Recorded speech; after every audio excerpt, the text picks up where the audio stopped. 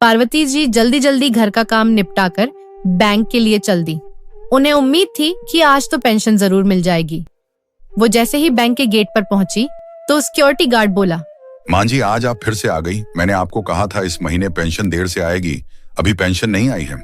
यह सुनकर पार्वती जी का कलेजा बैठ गया और बोली, बेटा 2 महीने होने को आए, घर में खाने के लिए एक दाना नहीं है। अगर अब भी पेंशन न मिली तो मैं जिंदा नहीं रहूंगी। बेटा एक बार मैनेजर से मिल लेने दे। बूढ़ी पार्वती जी पर तरस खाकर उसने उन्हें अंदर जाने दिया। अंदर जाकर उन्होंने मैनेजर के केबिन की तरफ झांका। मैनेजर बैठकर चाय पी रहा था। पार्वती जी डरते डरते उसके पास पहुंच गई। साहब, मैं बहुत दिनों से चक्कर काट रही हूँ, मेरी पेंशन नहीं आई। उनकी आवाज सुनकर मैनेजर चौंका। अरे मां जी आप बाहर पता कीजिए। बेटा बाहर तो कई बार पता कर चुकी हूँ, मेरे घर में खाने का एक दाना नहीं है। आप मेरे को कुछ पैसे उधार दिलवा दीजिए, जब पेंशन आए उसमें से काट लेना। नहीं मां जी ऐसा नहीं होता, ऐसे हम उधार नहीं दे सकते। जब आपकी पेंशन आएगी तभी आपको मिलेगी। मैनेजर का रूखा सा जवाब सुनकर पार्वती जी बाहर आ गईं और घर की ओर चल दी। चलते चलते वे थक गई थीं, तो एक बंद दुकान के बाहर बैठ गईं। पार्वती जी ने सामने देखा तो एक रेस्टोरेंट था, जिसे देखकर उन्हें कुछ याद आया। 5 साल पहले उनका बेटा अंकित उन्हें इसी रेस्टोरेंट में पार्टी देने लाया था, जब उसकी पहली नौकरी लगी थी। इन 5 सालों में कितना कुछ बदल गया। नौकरी लगने के 2 साल बाद ही उसने अपनी पसंद की लड़की से शादी कर ली और उसके 1 साल बाद दोनों कनाडा चले गए। पहले कभी कभी उसका फोन आता था, 1-2 बार उसने पैसे भी भिजवा दिए, लेकिन पिछले 1 साल से उसने पार्वती जी की कोई खबर नहीं ली। पार्वती जी की आंखों से टप टप आंसू बह रहे थे। उन्हें लग रहा था काश मरने से पहले एक बार अंकित को देख पाती।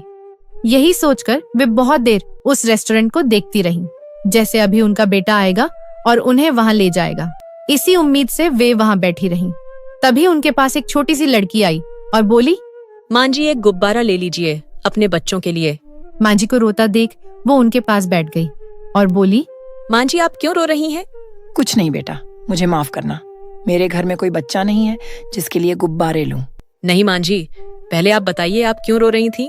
वह लड़की जिद करके बैठ गई। तब पार्वती जी ने सारी बात उसे बता दी। ये सुनकर वह लड़की बोली, मां जी आप कहीं जाना मत, मैं अभी आई।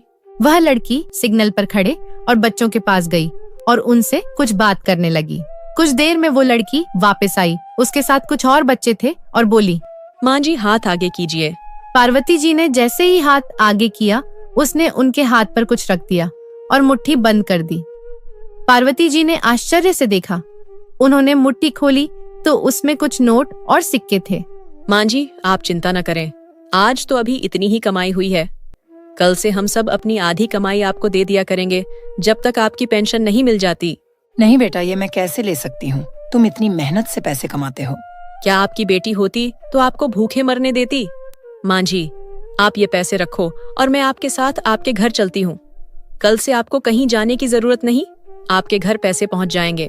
पार्वती जी की आंखों से टप टप आंसू बह रहे थे और यह सब सोच रही थी, अपना सगा बेटा मुझे बेसहारा छोड़कर चला गया और जिन बच्चों को हर सिग्नल पर हम तिरस्कार की नजरों से देखते थे, वे ईश्वर की तरह मदद करने आ गए।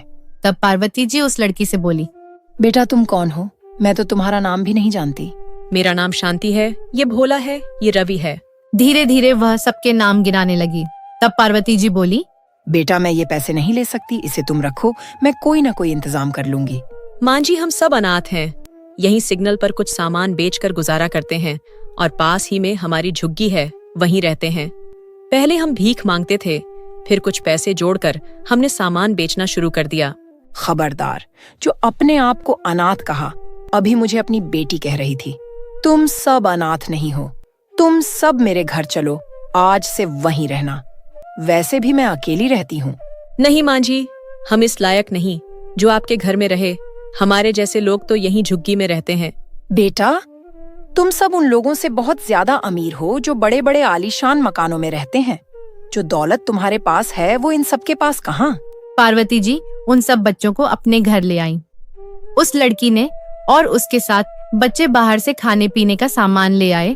पार्वती जी ने खाना बनाया, सबने खाना खाया। उसके बाद वे सब अपने काम पर चल दिए। मैं रात को खाना बनाकर रखूंगी, आज से तुम सब यहीं रहोगे। शाम को टाइम से आ जाना। यह सुनकर वह लड़की रोने लगी। माँ जी, आज मुझे मेरी माँ की याद आ गई। वह भी इसी तरह मेरे लिए खाना बनाकर रखती थी। अब वो इस दुनिया में नहीं है। बेटी, आज से मुझे अपनी माँ समझ, और तेरी ही नहीं, मैं इन सब की माँ हूँ।